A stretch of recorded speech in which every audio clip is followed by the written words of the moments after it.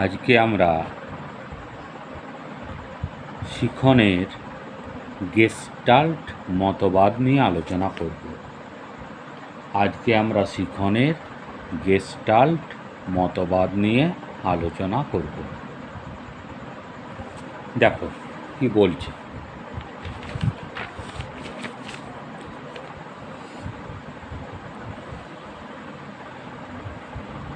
ওয়ার্দিমার কপকা ও কোহলার ওয়ার্দিমার কপকা ও কোহলার প্রমুখ সমগ্রতাবাদী শিখনের কৌশল রূপে অন্তর্দৃষ্টি কৌশলের কথা বলেন। তাহলে আমরা কি বললাম যে ওয়ার্দিমার কপকা কোহলার প্রমুখ সমগ্রতাবাদী শিখনের কৌশল রূপে অন্তর্দৃষ্টি কৌশলের কথা বলেন। এদের মধ্যে কোহলার শিম্পাঞ্জির ওপর এবং ওয়ার্দিমার মানুষের শিখনের ওপর পরীক্ষা করে মন্তব্য করেন যে প্রাণীরা সবসময়ই প্রচেষ্টা ও ভুলের মাধ্যমে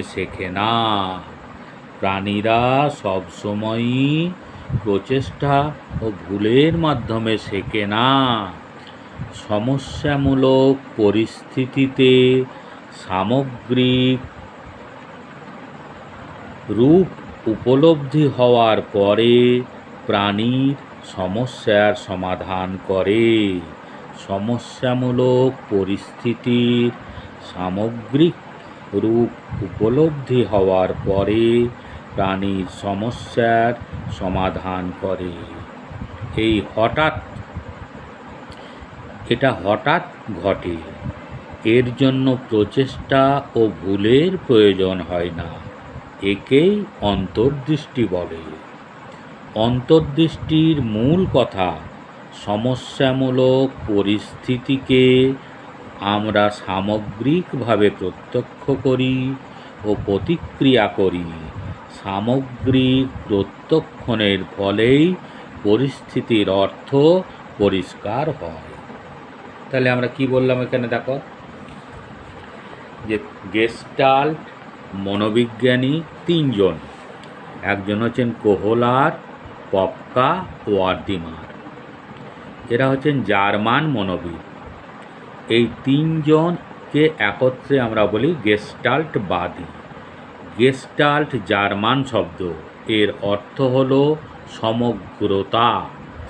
গেস্টাল্ট হচ্ছে একটি জার্মান শব্দ, এর অর্থ হলো সমগ্রতা।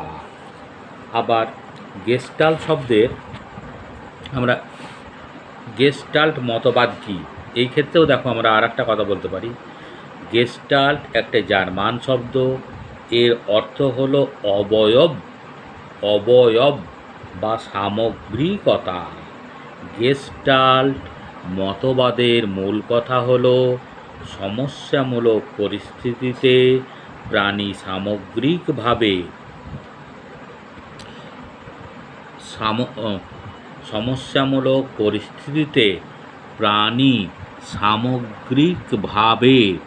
দেখে এবং সামগ্রিকভাবে প্রতিক্রিয়া করে।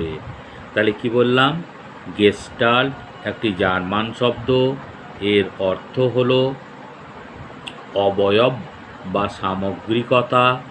গেস্টাল্ট মতবাদের মূল কথা হলো সমস্যামূলক পরিস্থিতিতে প্রাণী সামগ্রিকভাবে দেখে এবং সামগ্রিকভাবে প্রতিক্রিয়া করে। এবং তিনজন গেস্টাল্ট মনোবিজ্ঞানী, তাদের নাম হলো কোহলার, কপকা এবং ওয়ার্দিমার। এই তিনজনকে একত্রে বলা হয় গেস্টাল্টবাদী। এরা হচ্ছেন জার্মান মনোবিদ। আর এখানে আর একটা কথা মনে রাখা দরকার, যে প্রত্যক্ষণের প্রকৃতি অনুশীলন করতে গিয়ে বিশেষভাবে শিখনের এই মতবাদটি গড়ে উঠেছে। প্রত্যক্ষণের প্রকৃতি অনুশীলন করতে গিয়ে বিশেষভাবে শিখনের এই মতবাদটি গড়ে উঠেছে। এই মতবাদের প্রবর্তক হলেন জার্মান মনোবিদ কোহলার, কফকা এবং ওয়ার্দিমার। এই তিনজনকে একত্রে বলা হয় গেস্টাল্টবাদী। গেস্টাল্ট জার্মান শব্দটির অর্থ হল সমগ্রতা। আর অন্যভাবে আমরা কি বলি, যে গেস্টাল্ট একটি জার্মান শব্দ, এর অর্থ অবয়ব বা সামগ্রিকতা। গেস্টাল্ট মতবাদের মূল কথা হল সমস্যামূলক পরিস্থিতিতে প্রাণী সামগ্রিকভাবে দেখে এবং সামগ্রিকভাবে প্রতিক্রিয়া করে। আর তারপরে আমরা কি বললাম দেখো, অন্তর্দৃষ্টির মূল কথা হলো সমস্যামূলক পরিস্থিতিকে আমরা সামগ্রিকভাবে প্রত্যক্ষ করি ও প্রতিক্রিয়া করি। সামগ্রিকভাবে প্রত্যক্ষণের ফলেই পরিস্থিতির অর্থ পরিষ্কার হয়। তাহলে কি বলা হলো, দেখো যে প্রাণীরা সব সময় প্রচেষ্টা ও ভুলের মাধ্যমে শেখে না। সমস্যামূলক পরিস্থিতির সামগ্রিক রূপ উপলব্ধি হওয়ার পরে প্রাণীর সমস্যার সমাধান করে। এটা হঠাৎ ঘটে, এর জন্য প্রচেষ্টা ও ভুলের প্রয়োজন হয় না। একে অন্তর্দৃষ্টি বলে। অন্তর্দৃষ্টির মূল কথা, সমস্যামূলক পরিস্থিতিকে আমরা সামগ্রিকভাবে প্রত্যক্ষ করি ও প্রতিক্রিয়া করি। সামগ্রিক প্রত্যক্ষণের ফলেই পরিস্থিতির অর্থ পরিষ্কার হয়। এরপর আমরা আলোচনা করছি কি দেখো, অন্তর্দৃষ্টিমূলক শিখনের মৌলিক প্রক্রিয়া। সমগ্রতাবাদীগণ অন্তর্দৃষ্টি জাগ্রত হওয়ার জন্য দুটি মানসিক প্রক্রিয়ার ওপর গুরুত্ব আরোপ করে। সমগ্রতাবাদীগণ অন্তর্দৃষ্টি জাগ্রত হওয়ার জন্য দুটি মানসিক প্রক্রিয়ার ওপর গুরুত্ব আরোপ করেন। এই দুটি প্রক্রিয়া হলো, এক নম্বর হচ্ছে সামান্যীকরণ আর 2 নম্বর হচ্ছে পৃথকীকরণ। 1 নম্বর হচ্ছে সামান্যীকরণ আর 1 নম্বর হচ্ছে পৃথককরণ বা পৃথকীকরণ। শিখন পরিস্থিতির মধ্যে যেগুলি অপ্রাসঙ্গিক সেগুলিকে বাতিল করে কেবলমাত্র প্রাসঙ্গিক ও সাধারণ বৈশিষ্ট্যগুলিকে বেছে নেওয়ার নামই হল পৃথককরণ বা পৃথকীকরণ, এবং পরে ওই সাধারণ বৈশিষ্ট্যগুলির ওপর ভিত্তি করে সামান্যধর্মী সূত্র তৈরি করার নামই হল সামান্যীকরণ। আবার বলছি দেখো, অন্তর্দৃষ্টিমূলক শিখনের মৌলিক প্রক্রিয়া। সমগ্রতাবাদীগণ অন্তর্দৃষ্টি জাগ্রত হওয়ার জন্য দুটি মানসিক প্রক্রিয়ার ওপর গুরুত্ব আরোপ করেন। এই দুটি প্রক্রিয়া হল, 1 সামান্যীকরণ ও 2 পৃথককরণ। শিখন পরিস্থিতির মধ্যে যেগুলি অপ্রাসঙ্গিক সেগুলি বাতিল করে কেবলমাত্র প্রাসঙ্গিক ও সাধারণ বৈশিষ্ট্যগুলিকে বেছে নেওয়ার নামই হল পৃথককরণ, এবং পরে ওই সাধারণ বৈশিষ্ট্যগুলির ওপর ভিত্তি করে সামান্যধর্মী সূত্র তৈরি করার নামই হল সামান্যীকরণ। এখন এর ওপর মনোবিজ্ঞানীরা পরীক্ষা করেছেন। আমরা পরের ক্লাসে এই পরীক্ষা সম্বন্ধে আলোচনা করব। তার আগে আমরা আরও কিছু এখান থেকে দেখে নিই। দেখো,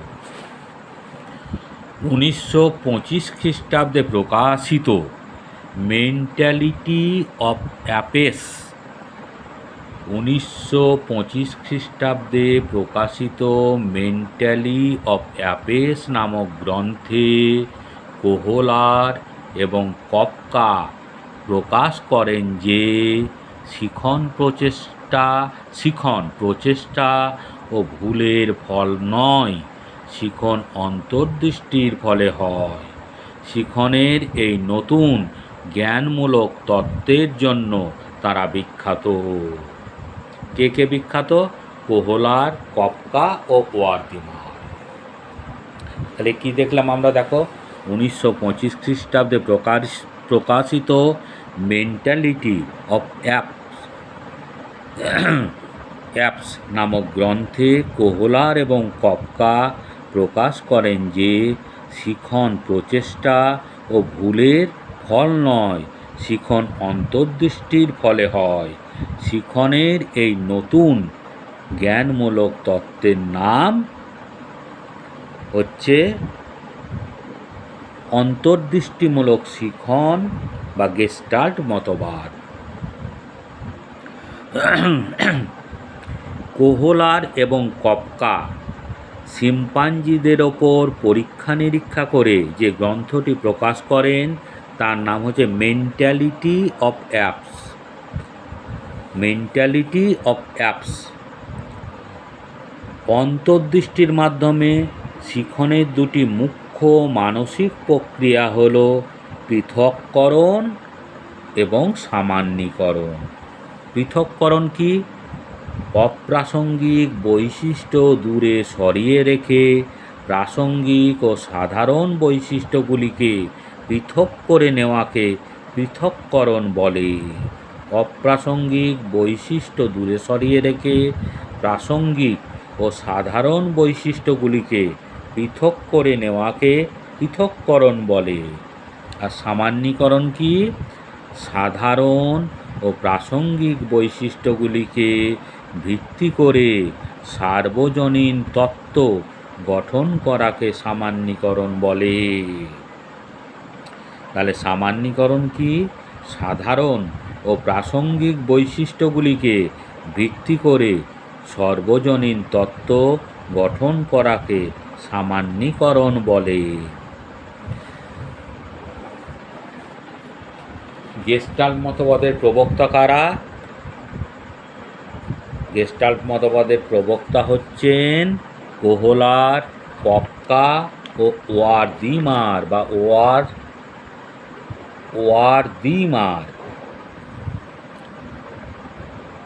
কোহলার, কফকা এবং ওয়ার্দিমার গেস্টাল্ট মতবাদের প্রবক্তা। এখন তারা অনেক রকম পরীক্ষা নিরীক্ষা করেছেন। সেই পরীক্ষাগুলো আমরা পরের ক্লাসে আলোচনা করব। এখানে আমরা আবার বলে দিচ্ছি, দেখো, তিনজন জার্মান মনোবিদ কোহলার, কফকা এবং ওয়ার্দিমার। তাহলে এই শিখনের গেস্টাল্ট মতবাদের প্রবক্তা হলেন তিনজন মনোবিজ্ঞানী। তিনজনই হচ্ছে জার্মান মনোবিজ্ঞানী। একজন হচ্ছে কোহলার, আর একজন হচ্ছে কফকা, আর একজন হচ্ছে ওয়ার্দিমার। এখন আরও কিছু জিনিস জানার দরকার আছে। কীরকম দেখো ব্যাপারটা একটু বলি। কীরকম ব্যাপারটা আমরা বলি যে অন্তর্দৃষ্টিমূলক শিখনের ক্ষেত্রে মনোবিজ্ঞানী কোহলারের শিম্পাঞ্জির পরীক্ষাটি বিশেষ উল্লেখযোগ্য। কোহলার 1913 থেকে 1917 খ্রিস্টাব্দের মধ্যে কয়েকটি শিম্পাঞ্জিকে নিয়ে এই গুরুত্বপূর্ণ পরীক্ষা করেন। অন্তর্দৃষ্টিমূলক শিখনের ক্ষেত্রে মনোবিজ্ঞানী কোহলারের শিম্পাঞ্জির পরীক্ষাটি বিশেষ উল্লেখযোগ্য। কোহলার 1913 থেকে 1917 খ্রিস্টাব্দের মধ্যে কয়েকটি শিম্পাঞ্জিকে নিয়ে একটি গুরুত্বপূর্ণ পরীক্ষা করেন। এই এবং তার সঙ্গে আরও অন্যান্য ব্যাপার গেস্টাল্ট মতবাদের আমরা পরের ক্লাসে আলোচনা করব।